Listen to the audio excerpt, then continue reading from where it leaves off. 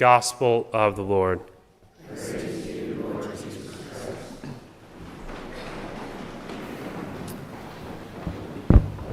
In today's gospel, we hear about two different events that are separated by 1 week. And I just want to focus today on the first event, which happened on Easter Sunday. So Jesus rose early before dawn, and that evening, there he is with the apostles. They are gathered in the upper room, which is in the city of Jerusalem, where they celebrated the Last Supper.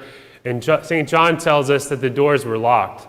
And so we're supposed to understand that this was a miraculous entry that Jesus made into the room. He didn't jump through a window or something like that, or push the door open. He miraculously went through the door. And he did this strange thing. It says, and then Jesus breathed on them and said to them, receive the Holy Spirit. He breathed on them. That's very unusual. The only thing I could think about for that would be if one sibling is trying to bother another sibling, they might do something like that. And I can even hear what one of my sister's reactions would be, if I did that. Mom, Andy breathed on me, that sort of thing. But otherwise, we don't hear about this happening. But there actually was something that was very similar earlier in the Bible, and that would be Genesis chapter 2. When God formed Adam from the clay of the earth, he formed him, and then it says he breathed into him the breath of life. And that was both natural life that made him a living being. It was also supernatural life, which made him friends with God. It gave him sanctifying grace. But because of their transgression, forfeited that supernatural life. And so Jesus came to give it back. And so this is like a moment of recreation. Jesus died, now he rose, and now he's breathing in onto the apostles this gift of sanctifying grace, of supernatural life. And this is received through faith and through the sacraments. And there is a connection with breathing on them and the sacraments that we receive in the church. And that connection is through what's called the Chrism oil. So every Holy Week, all the priests of the diocese and representatives from every parish go to the cathedral and they bring forward oil, olive oil. They have 3 big vats of it. And one's for blessing the sick, and one's for catechumens, and the other one's called the oil of Chrism. And so the bishop takes that oil and he mixes into it something called balsam that gives it a nice fragrance. And then the bishop says a prayer over the chrism oil to consecrate it. And he prays for all those who will receive the sacraments from this oil. And then he does something that's a little strange. He leans over it and he breathes on it. He breathes on the oil in this same way that Jesus breathed on the apostles, as if to impart the Holy Spirit into this oil in some sense. I was in seminary. They told us about one time, I think it was in a big city like Chicago. There's a lot of people at the cathedral for this Chrism Mass, and it's on television, so a lot of people are watching, and they must have a bigger vat than we do, And the bishop is leaning over the oil to breathe on it, and his glasses fall into the oil all the way to the bottom. And the story goes that he said a bad word at that moment when that happened. But that oil, the chrism oil, it's blessed every year, and then it's used in the sacraments. So let me tell you which sacraments it's used in.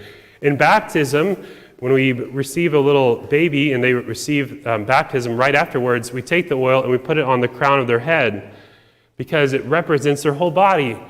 St. Paul tells us that you are temples of the Holy Spirit. You become like little churches, and so the little baby is temple of the Holy Spirit through the chrism oil. And then in confirmation, when they're a little older, the oil is placed on the forehead with the sign of the cross. And the forehead, represents our minds, our intellects, but also our emotions. And this is what St. Thomas said. He said, when you're afraid, you turn white in the face. Your face turns all white. And then if you're embarrassed or ashamed of something, you turn red. And he says, these are the 2 things that hold people back from confessing their faith: fear and shame. And so the oil is placed on their forehead so that neither fear nor shame may hold them back from professing their faith. And then when a young man is ordained a priest, he kneels before the bishop with his hands out like this, and the bishop takes that oil and consecrates his hands for the sacrifice of the Mass and to hold the Holy Eucharist. And then if a priest is consecrated a bishop, they take a towel and they wrap it around his head. Then they take the oil and they pour it onto his head and let it run down. And that sounds a little strange, but if you've read the Old Testament, you understand that's what they did for the high priest in the Old Testament. So that's the connection with the sacraments. It's also used for consecrating churches. So when this church was built and it was consecrated over 110 years ago, the bishop would have come and taken the chrism oil and put it on the wall in different places to consecrate these bricks into a church. And in some places, they put candles on the wall where the bishop consecrated it. If there were candles in this church, they're gone now. But if you ever go to a church and you see candles on the wall, that's where the oil was placed on it. And when the church celebrates its anniversary every year of its consecration, the birthday of the church, then they light those birthday candles and they celebrate that. But maybe some of you were here when this altar was consecrated.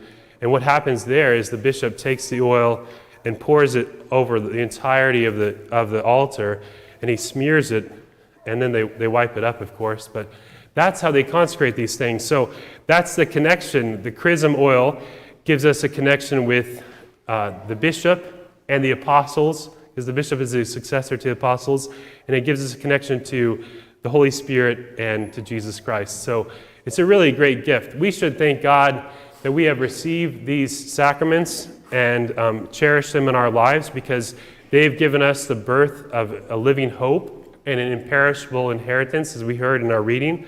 And if you haven't received these sacraments, well, you still can. Baptism is a great start, but also confirmation.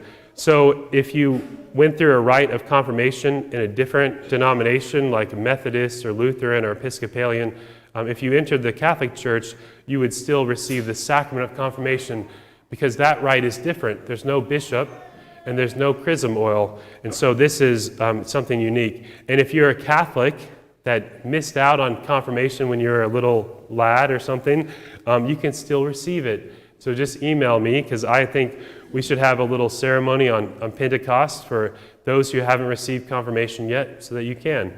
And all of us should really thank God for this, because the sacraments and faith in Jesus help us to achieve the goal of our faith, which we heard is the salvation, work together for our good, and we should be eternally grateful for them all.